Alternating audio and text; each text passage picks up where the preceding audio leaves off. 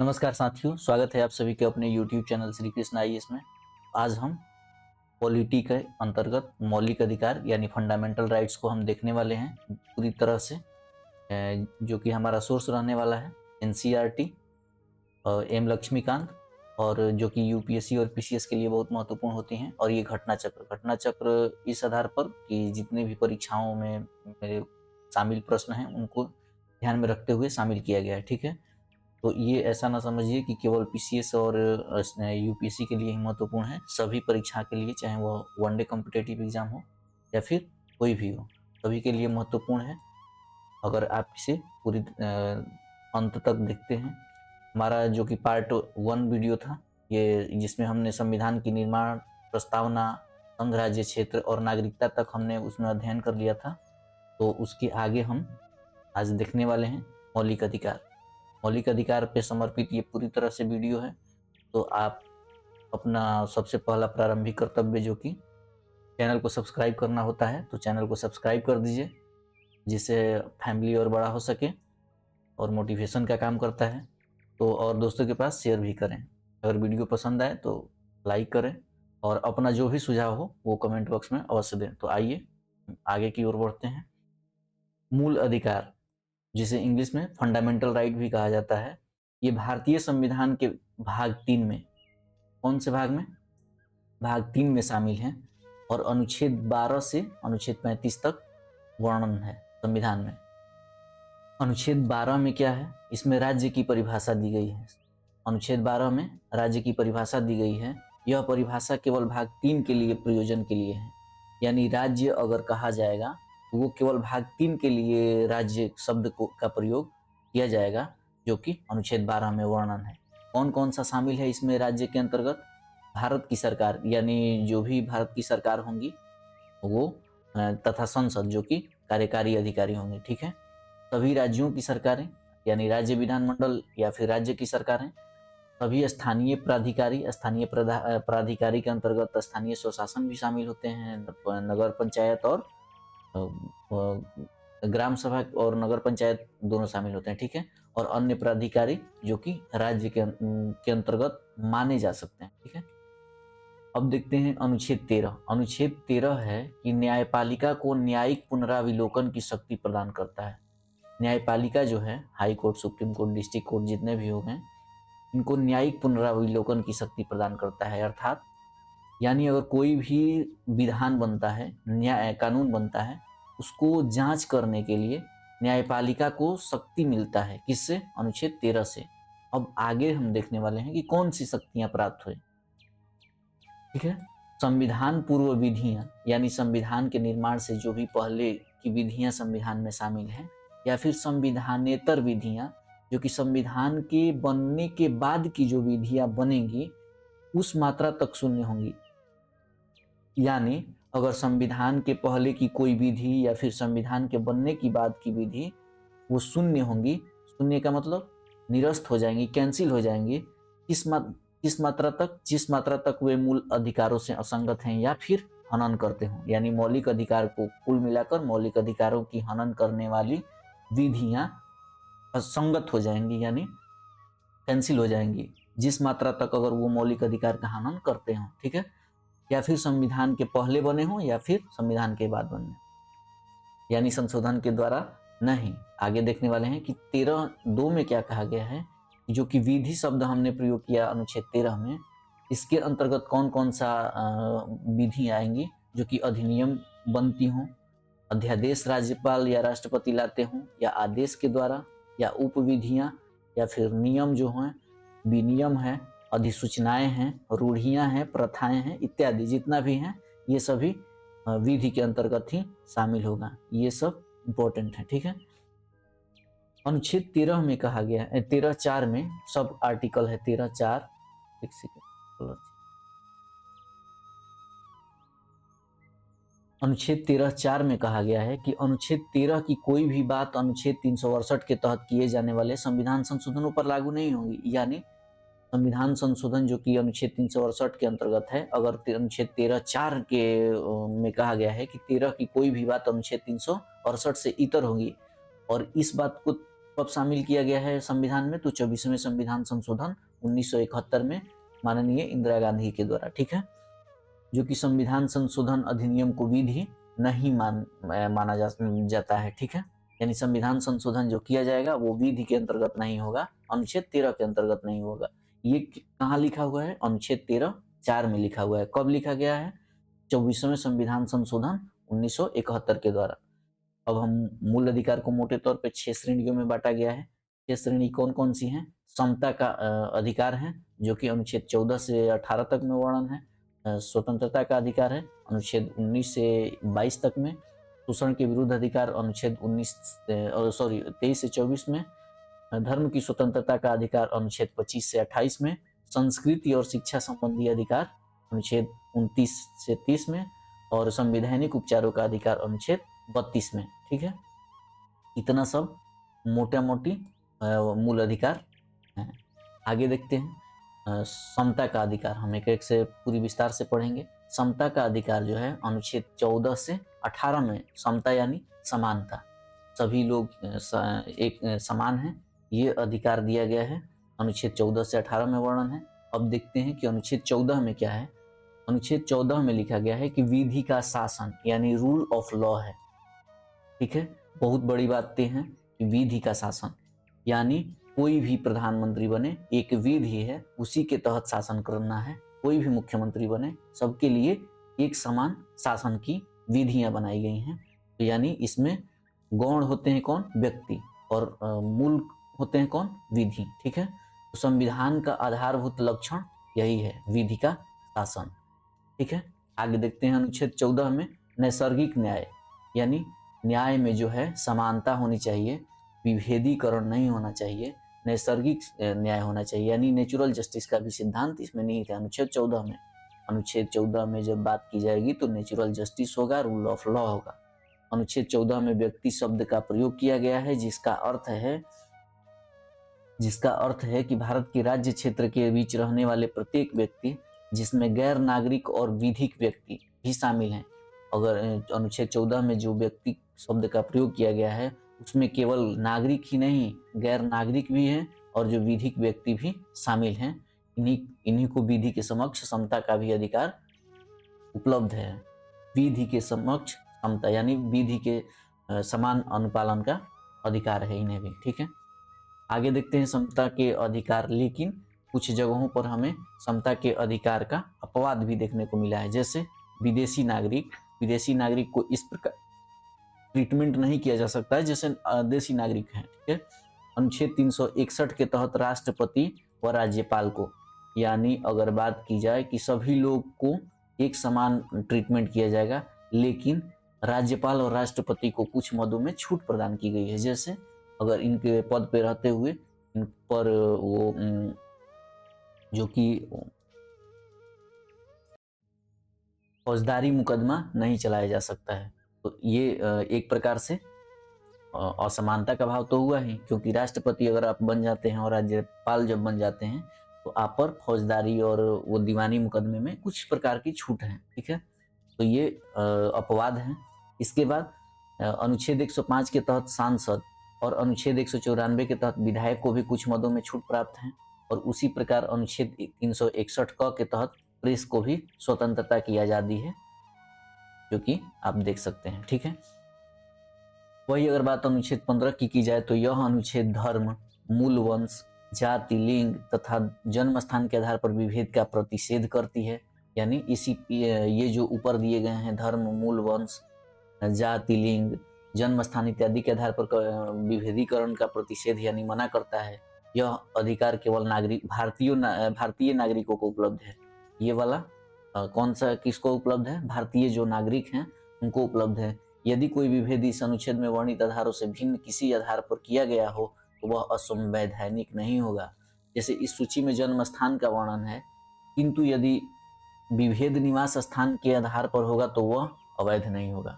अनुच्छेद 15(3) में यह स्पष्ट किया गया है कि राज्य स्त्रियों और बच्चों के लिए विशेष उपबंध कर सकता है। इसमें यानी अपवाद की अगर बात की जाए तो जिस प्रकार 14 में अपवाद था, उसी प्रकार अनुच्छेद 15 में भी अपवाद है कि अगर राज्य चाहें तो स्त्रियों और बच्चों के लिए विशेष उपबंध कर सकता है।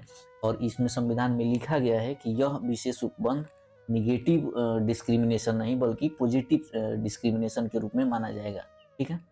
उसी प्रकार अनुच्छेद 15(4) के अधीन अन्य अधीन जो राज्य हैं उनकी सामाजिक और शैक्षिक दृष्टि से पिछड़े हुए राज्यों को किन्हीं वर्गों में की उन्नति के लिए अनुसूचित जाति और अनुसूचित जनजातियों के लिए विशेष उपबंध जैसा कि किया ही जाता है कि जाति के आधार पर उनको अनुसूचित जाति और जनजाति में विशेष प्रावधान के लिए किया जाता है, तो वो भी पॉजिटिव डिस्क्रिमिनेशन किया जाएगा। क्यों?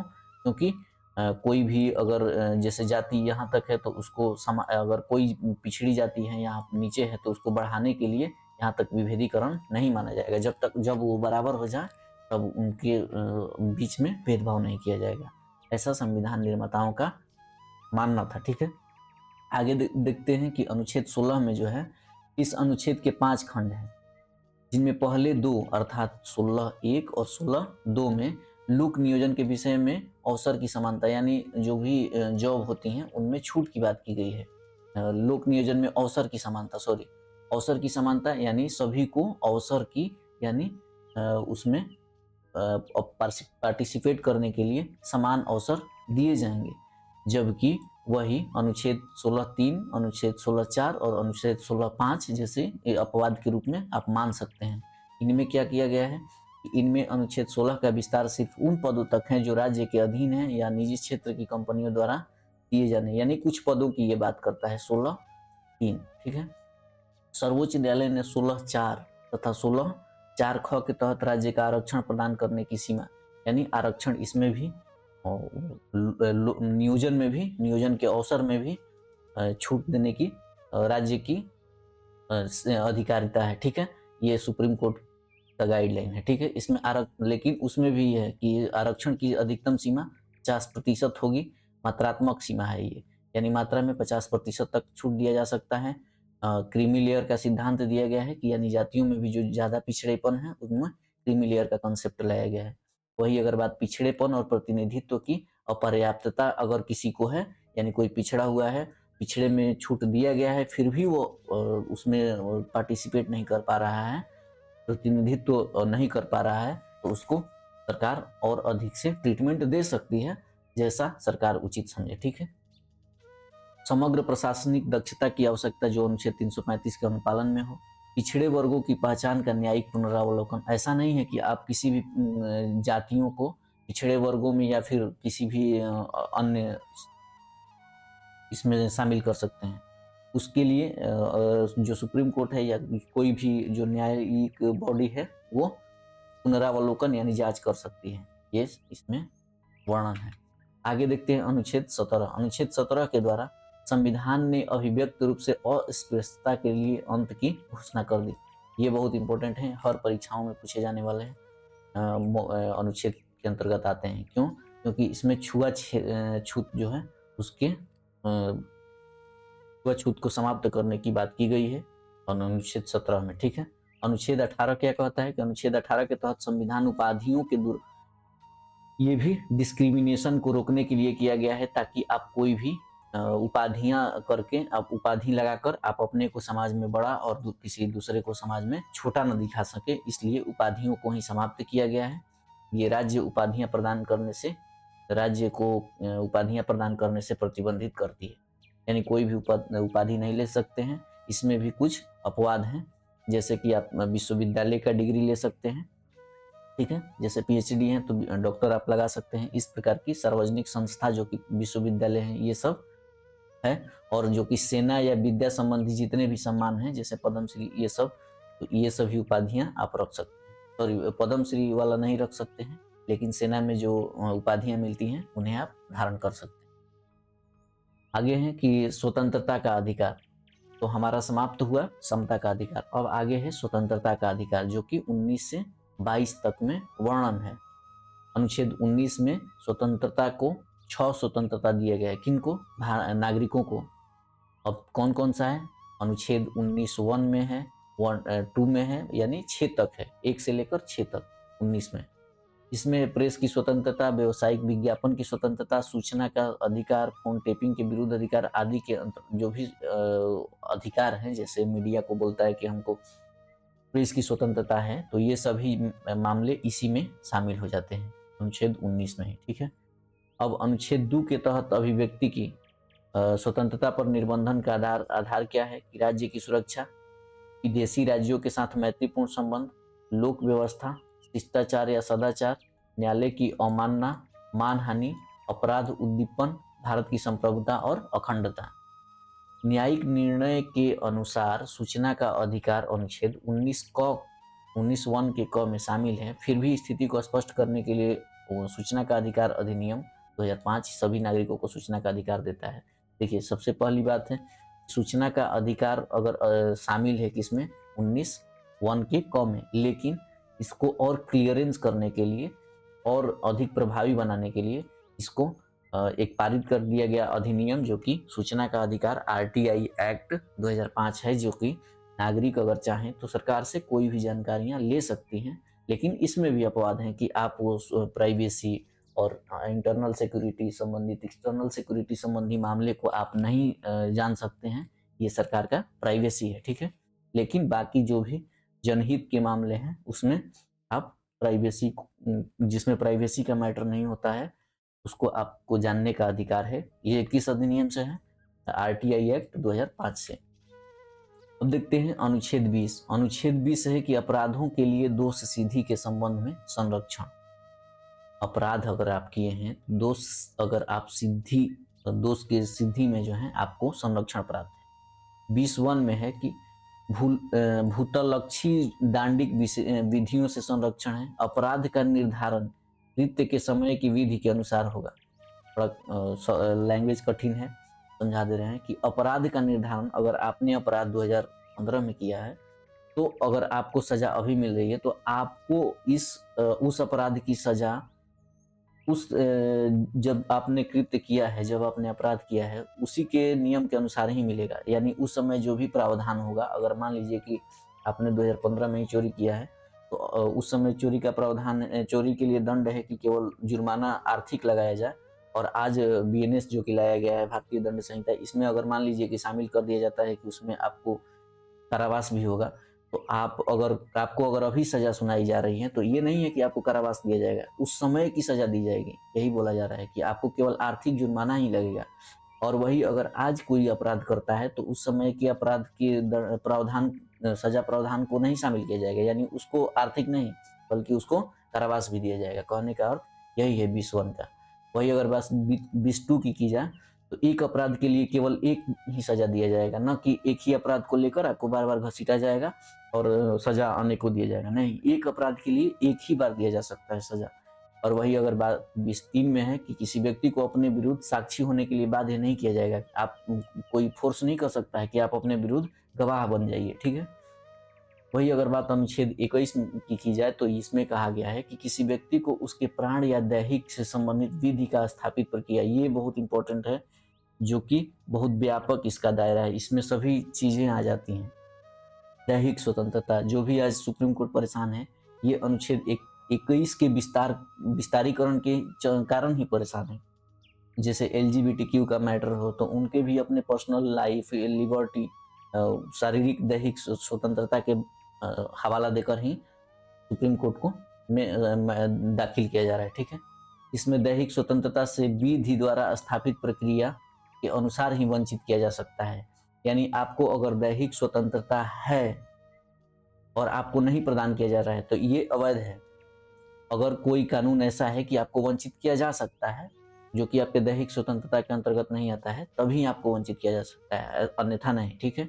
इस अनुच्छेद में व्यक्ति शब्द का उल्लेख हुआ है, यानी जो व्यक्ति शब्द का उल्लेख हुआ है कि किसी भी व्यक्ति के जो व्यक्तिगत स्वतंत्रता है उस पर उसको कभी भी निरस्त नहीं किया जा सकता है।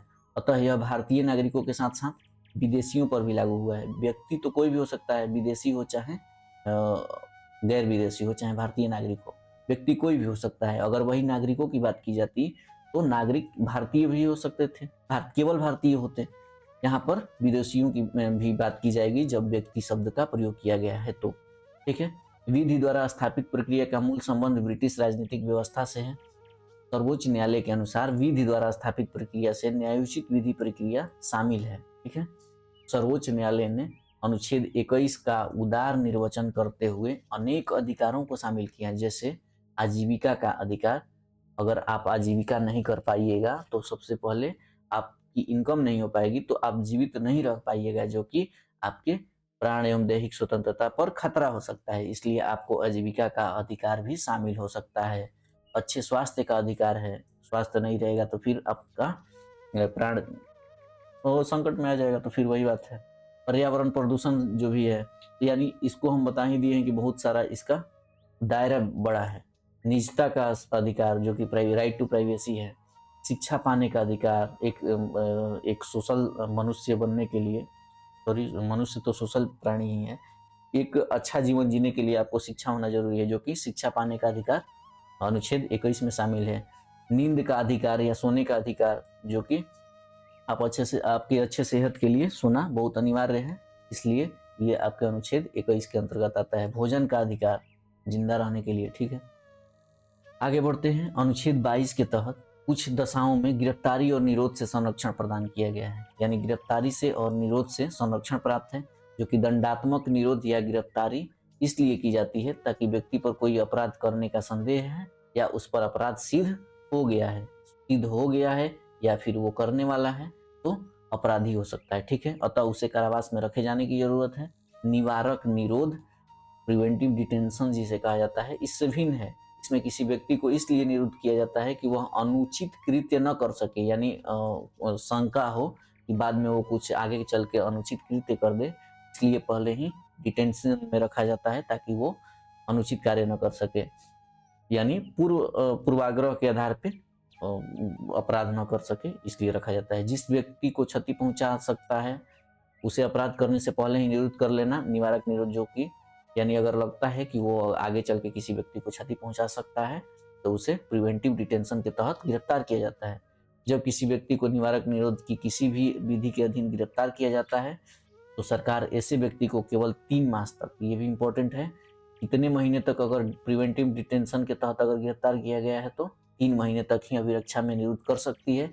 यदि वह गिरफ्तार व्यक्ति को 3 मास से अधिक के लिए निरुद्ध करना चाहती हैं तो उसे सलाहकार बोर्ड का प्रतिवेदन प्राप्त करना होगा, यानी एक सलाहकार बोर्ड होती है, उनसे प्रतिवेदन प्राप्त करना होगा।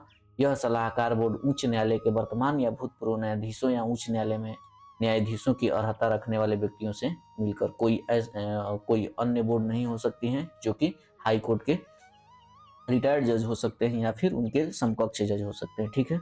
आगे देखते हैं कि निरुद्ध व्यक्ति को निरोध के आदेश के विरुद्ध अभ्यावेदन करने के लिए शीघ्रातिशीघ्र अवसर दिया जाना चाहिए, यानी जो भी व्यक्ति है उसके विरुद्ध जो है वो अपने विरुद्ध अभ्यावेदन कर सकता है, उसको टाइम दिया जाना चाहिए, ठीक है।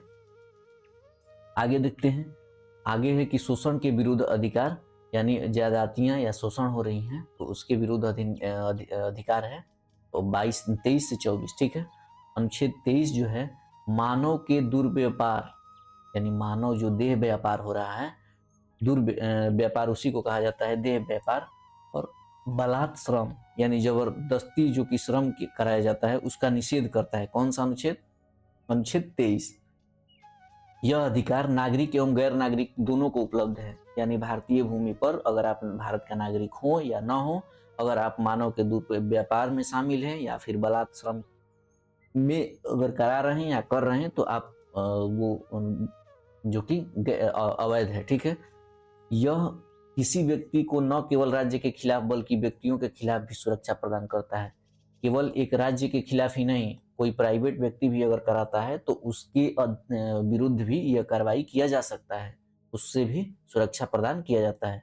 मानव दुर्व्यापार शब्द में शामिल है कि मनुष्यों का क्रय विक्रय करना, जो कि खरीद बिक्री जो होता है मनुष्यों का, मानवों का, महिलाओं और बच्चों का अनैतिक दुर्व्यापार, इसमें वेश्यावृत्ति भी शामिल है, ठीक है। वेश्यावृत्ति इलीगल है।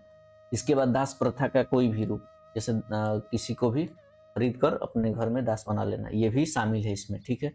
इस तरह के कृत्यों को दंडित करने के लिए संसद ने अनैतिक दुर्व्यवहार अधिनियम 1956 बनाया है, ठीक है। अब देखते हैं अनुच्छेद 24। अनुच्छेद 24 है कि इसके तहत कारखानों आदि में बच्चों के नियोजन से प्रतिबंध है, यानी कारखानों में 14 वर्ष से कम के उम्र के बच्चों को निषेध है अगर पाए जाते हैं तो दंडात्मक क्रिया किया जा सकता है उनके पेरेंट्स के, जो करा रहा है वो और जो शामिल है वो।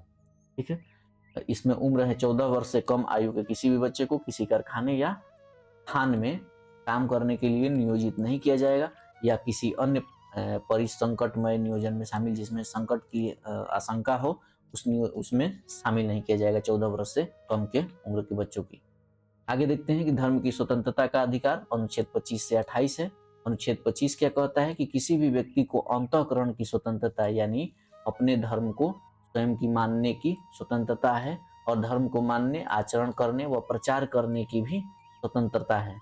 इस अनुच्छेद के अंतर्गत 25 के राज्य को इस बात की अनुमति है कि वह धार्मिक आचरण से संबंध किसी आर्थिक, वित्तीय और राजनीतिक या अन्य लौकिक क्रियाकलाप का विनियमन या निर्बंधन करे, यानी राज्य अगर चाहे तो कानून बना सकते। ठीक है, इसके अंतर्गत यानी कोई भी व्यक्ति अपने धर्म को मान रहा है तो उसके संबंध में राज्य कानून बनाए और उनके सहयोग करे, उनके पालन में विघ्न न डाले। ठीक है, अनुच्छेद 26 जो है वो धार्मिक कार्यों के प्रबंध की स्वतंत्रता प्रदान करता है। हालांकि लोक व्यवस्था, सदाचार तथा स्वास्थ्य के आधार पर युक्त निर्बंधन आरोपित किए जा सकते हैं। ये भी है अनुच्छेद 26। अनुच्छेद 27 है कि इसके अनुसार किसी भी व्यक्ति को ऐसे करों का संदाय करने के लिए यानी धार्मिक जितने भी कार्य हैं उस पर जमा धन है उस पर टैक्स नहीं लगेगा। ये अनुच्छेद 27 का मूलभूत बात ये है। अनुच्छेद 27 जो है कर लगाने का निषेध करता है, शुल्क लगाने का नहीं। यानी शुल्क लगाया जा सकता है लेकिन कर नहीं लगाया जा सकता है, यही बात किया गया। अनुच्छेद 28 है कि अनुच्छेद 28 यह कहता है कि राज्य से मान्यता प्राप्त या राज्य निधि से सहायता प्राप्त शिक्षण संस्थान में उपस्थित होने वाले व्यक्ति को बाध्य नहीं किया जाएगा जब तक कि उस व्यक्ति ने यदि वह अवयस्क है तो उसके संरक्षक ने इसके लिए कोई सहमति नहीं दे दी है। ठीक है, मूलतः राज्य वित्त पोषित किसी संस्था में कोई धार्मिक शिक्षा नहीं दी जाएगी। यानी अगर कोई ऐसा संस्थान है जहां राज्य वित्त पोषण कर रहा है, राज्य के खर्चों पे चल रहा है, तो वहां पे धार्मिक शिक्षा नहीं दी जाएगी। ठीक है, आगे देखते हैं कि संस्कृति एवं शिक्षा संबंधी अधिकार अनुच्छेद 29 में शामिल है। तो अनुच्छेद 29 क्या कहता है कि अनुच्छेद 29 है कि अल्पसंख्यक वर्गों के हितों का संरक्षण, यानी अगर कोई वर्ग यानी कोई किसी वर्ग का जनसंख्या बहुत कम है जो कि अल्पसंख्यक क्षेत्र में आता है तो उसके हितों का संरक्षण राज्य करेगा। ठीक है, उसकी विशेष भाषा के आधार पर लिपि या संस्कृति है जो कि अल्पसंख्यक है उसकी भाषा और लिपि को संरक्षण करने का किसका अधिकार है, जिम्मेदारी है राज्य को। राज्य द्वारा पोषित या राज्य निधि से सहायता पाने वाली किसी शिक्षण संस्था में प्रवेश किसी भी नागरिक को केवल धर्म, मूल, वंश, जाति, भाषा या इनमें से किसी के आधार पर वंचित नहीं किया जा सकता है, इसका ध्यान रखा जाएगा। यानी किसी भी आधार पर भेदभाव नहीं किया जा सकता है अल्पसंख्यकों के साथ। अल्पसंख्यक वर्ग शब्द एक सापेक्ष शब्द है और उन भाषाई और धार्मिक समूहों को निर्देशित करता है, यानी भाषा के आधार पर अल्पसंख्यक होंगे और फिर धार्मिक समूह के आधार पर अल्पसंख्यक माने जाएंगे जिनकी संख्या राज्य की कुल जनसंख्या के आधे से भी कम है। ठीक है, अनुच्छेद 30 क्या कहता है कि इसमें शिक्षण संस्थाओं की स्थापना और प्रशासन करने का अल्पसंख्यक वर्गों का अधिकार है। अगर अल्पसंख्यक वर्ग किसी भी संस्थान में प्रवेश करने से उन हेजिटेशन में है या फिर उनमें प्रवेश नहीं करना चाहते हैं तो वो स्वयं की संस्था खोल सकते हैं, उनमें राज्य मदद कर सकता है और वो अपना प्रशासन स्वयं ही देख सकते हैं। ये अनुच्छेद 30 में कहा गया है। ठीक है, अब आगे देखते हैं संवैधानिक उपचारों का अधिकार अनुच्छेद 32। कुल मिलाकर निष्कर्ष इस बात की है कि मूल अधिकार अगर मूल अधिकार है वो अनुच्छेद 32 के तहत है, यानी इन सभी जितने भी प्रदत्त मूल अधिकार हैं उन सबको लागू कराने, पालन कराने और उनके हनन होने पर सुप्रीम कोर्ट या हाई कोर्ट में जाने के लिए अधिकार प्रदान करता है कौन, अनुच्छेद 32। इसलिए मूल अधिकारों की कुंजी या आत्मा कहा गया है इस अधिकार को, संवैधानिक उपचारों का अधिकार। किसने कहा है, डॉक्टर भीमराव अंबेडकर ने।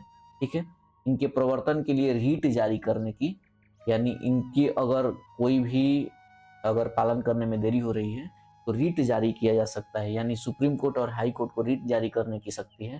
सुप्रीम कोर्ट को अनुच्छेद 32 के तहत और हाई कोर्ट को अनुच्छेद 226 के तहत। रीट 5 प्रकार के होते हैं: बंदी प्रत्यक्षीकरण, परमादेश, प्रतिषेध, उत्प्रेषण और अधिकार परीक्षा। ठीक है। अनुच्छेद 32 क्या कहते हैं, एक बार फिर पूरी तरह से भाषाई शब्दों में देख लेते हैं। मूल अधिकारों के प्रवर्तन के लिए एक प्रत्याभूत यानी गारंटीड है। वही तो, कि जैसे ये मूल अधिकार है तो इसकी रक्षा की गारंटी कौन लिया हुआ है, तो अनुच्छेद 32, क्योंकि यह भाग 3 में सम्मिलित है। सर्वोच्च न्यायालय को मूल अधिकारों का संरक्षक और प्रत्याभूतिदाता बनाया गया है, यानी सुप्रीम कोर्ट को मूल अधिकार का सर्वोच्च संरक्षक कौन बनाता है, कौन अधिकार प्रदान करता है सुप्रीम कोर्ट को, ये अनुच्छेद 32 है, इसीलिए इसको आत्मा कहा गया है। ठीक है। आगे देखते हैं कि अनुच्छेद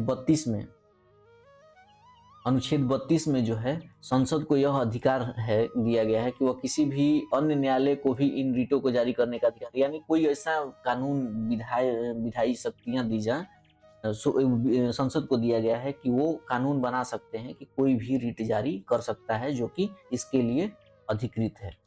ठीक है। अब आगे देखते हैं कि उच्चतम न्यायालय को शक्ति प्रदान की गई है कि केवल मूल अधिकारों के क्रियान्वयन के लिए ही रीट जारी किया जा सकता है, किसी भी व्यक्ति या सरकार के विरुद्ध रीट जारी किया जा सकता है, और रीट न्याय क्षेत्र को नकार नहीं सकता। रीट जो है न्याय क्षेत्र को नहीं नकार सकता है।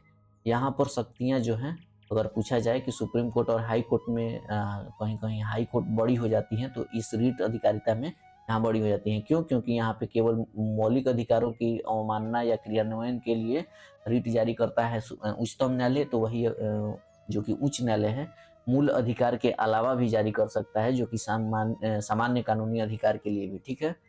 और यहाँ पे ये हो गया कि उच्चतम न्यायालय की कहीं भी जारी कर सकता है व्यक्ति और सरकार के खिलाफ, तो वहीं उच्च न्यायालय जो है राज्य के ही व्यक्ति और राज्य क्षेत्र के भीतर जारी कर सकता है। उच्चतम न्यायालय तो एक ही है, पूरे देश में जारी कर सकता है। रीट न्याय क्षेत्र को नकार सकता है। यहाँ पे रीट जो है न्याय क्षेत्र को नकार सकता है, लेकिन सुप्रीम कोर्ट में नहीं नकार सकता। ठीक है। आगे देखते हैं कि अब रीट देखते हैं। बंदी प्रत्यक्षीकरण, जिसे हेवियस कॉर्पस कहा जाता है, यह रीट एक आदेश है के रूप में है, जिसमें न्यायालय बंदी करता व्यक्ति को यह आदेश देता है कि वह उस व्यक्ति को 24 घंटे के भीतर न्यायालय के समक्ष उपस्थित करे, जिससे न्यायालय यह जान सके उसे क्यों, मतलब कि जो भी व्यक्ति अगर बंदी बनाया गया है उसे 24 घंटे में न्यायालय के समक्ष हाजिर करने के लिए बंदी प्रत्यक्षीकरण हेवियस कॉर्पस जारी किया जाता है। ठीक है। अनुच्छेद 352 के तहत आपातकाल में भी यह रीट निलंबित नहीं हो सकती। इंपॉर्टेंट फैक्ट है। ठीक है। और यह रीट जो है सार्वजनिक प्राधिकरण हो या फिर निजी व्यक्ति, दोनों के खिलाफ जारी किया जा सकता है। ठीक है। परमादेश जो है, इसका शाब्दिक अर्थ होता है कि हम आदेश देते हैं। यह उपचार न्यायालय के विवेकाधीन है कि जिस लोक प्राधिकारी को यह संबोधित होता है उससे यह अपेक्षा की जाती है कि वह उस सार्वजनिक कर्तव्य को करे, यानी लोक अधिकारी के विरुद्ध जारी होता है और उसे यही उम्मीद की जाती है कि वह उस सार्वजनिक कर्तव्य को करे जिससे पूरी तरह से लागू कराया जा सके। राष्ट्रपति और राज्यपाल के विरुद्ध कभी भी लागू नहीं हो सकता है परमादेश। ठीक है। वही अगर बात प्रतिषेध की जाए तो इसका शाब्दिक अर्थ होता है रोकना, यानी प्रतिषेध का अर्थ होता है जो कि प्रोहिबिशन कहा जाता है, रोकना।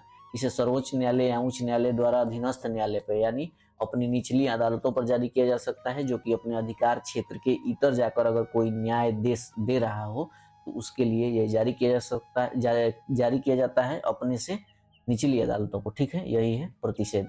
वही अगर बात उत्प्रेषण की किया जाए तो इसका शाब्दिक अर्थ होता है प्रमाणित होना। उत्प्रेषण का अर्थ होता है प्रमाणित होना या सूचना देना। इससे किसी वरिष्ठ न्यायालय द्वारा अधीनस्थ न्यायालयों को या न्यायिक निकायों को तब जारी किया जाता है, ये भी प्राकृतिक न्याय के लिए किया जाता है, जो कि अपने निचली अदालतों को किया जाता है। वही अगर बात अधिकार परीक्षा की किया जाए क्यू वारंटों को, तो इसका शाब्दिक अर्थ होता है कि किसी प्राधिकृत या वारंट के द्वारा, का शाब्दिक अर्थ होता है इसे न्यायालय द्वारा किसी व्यक्ति के सार्वजनिक कार्यालय में अपने पद के दावे की जांच के लिए जारी की जाती है। अतः वह किसी व्यक्ति द्वारा लोक कार्यालय के अवैध अधिकारों को रोकता है लोक कार्यालय में। ठीक है। इसे मंत्रित्व कार्यालय या निजी कार्यालय के लिए नहीं जारी किया जा सकता। वही अगर बात अनुच्छेद 32(3) है तो इसमें अन्य न्यायालय को भी कर सकती है, जो कि शक्तियां वही विस्तार, जो कि रीट जारी करने की शक्ति विस्तार, इसमें सर्वोच्च न्यायालय को शक्ति दिए बिना ही किसी को भी जारी किया जा सकता है। ठीक है। आगे देखते हैं कि अनुच्छेद 32(4) है, जो कि अनुच्छेद 352 के तहत आपात घोषणा के दौरान राष्ट्रपति अनुच्छेद 359 में दी गई शक्ति का प्रयोग कर अनुच्छेद 32 के तहत मिले अधिकार को निलंबित किया जा सकता है। यानी मूल अधिकार भी निलंबन किया जा सकता है, राष्ट्रपति कर सकते हैं। कब? 352 के आपात, जब अनुच्छेद 352 लागू होता है यानी आपातकाल लागू होता है, तब अनुच्छेद 359 इनको शक्ति प्रदान करता है। और ठीक है, आगे देखते हैं कि अनुच्छेद 33 है। अनुच्छेद 33 के तहत संसद जो है सशस्त्र बल, पुलिस, खुफिया ब्यूरो, दूरसंचार प्रणाली, इन सभी व्यक्तियों को कर्तव्यों का उचित पालन करने और उनमें अनुशासन बनाए रखने के लिए मूल अधिकारों से वंचित कर सकती है। कुल मिला के वही जो बताए हैं कि प्राइवेसी है, जो जैसे कोई भी इंफॉर्मेशन अगर लीक नहीं करना हो अगर तो वहाँ पे मीडिया की अलाउंस रोक दी जाती है। ठीक है, ये 33 है। 34 है कि इसमें सेना विधि या सैन्य शासन प्रवृत्त हो तो मूल अधिकारों पर निर्बंधन लगाया जा सकता है। तो सेना शासन अगर किसी क्षेत्र में हो तो सैनिक शासन अगर लागू हो गया हो तो उस क्षेत्र में मौलिक अधिकारों का निलंबन किया जा सकता है। वही अगर बात अनुच्छेद 35 को किया जाए तो इसके तहत संसद को यह शक्ति प्रदान किया गया है कि वह मूल अधिकारों को प्रभावी बनाने के लिए दंड विहित करे यानी किसी भी दंड का प्रावधान कर सकती है। कौन? संसद। इस अनुच्छेद के अंतर्गत अनुच्छेद 35, और इसके लिए कानून बनाए। और ये अनुच्छेद 35 के अंतर्गत ये राज्य विधानमंडल को शक्तियां प्राप्त नहीं है कि वह मौलिक अधिकार पर दंड, मौलिक अधिकार की अवमानना या अवहेलना पर कोई दंड की विधान बनाए। ठीक है, ये केवल संसद को ही प्राप्त है। तो आज मौलिक अधिकार समाप्त हुआ। अब आप वीडियो को लाइक करें अगर पसंद आया हो, चैनल को सब्सक्राइब कर लीजिए, और जो PDF है वो Telegram channel Shri Krishna IAS पर चल जाएंगे। आप इसे QR कोड को स्कैन करके ज्वाइन भी कर सकते हैं। ये फेसबुक ID है और ये इंस्टाग्राम है। तो आगे आने वाले वीडियो में DPSP के हम पूरी तरह से समग्रता से वीडियो बनाएंगे ताकि आपको हेल्प हो सके। ठीक है, तो कृपया चैनल को सब्सक्राइब कर लें और जुड़े रहने के लिए धन्यवाद।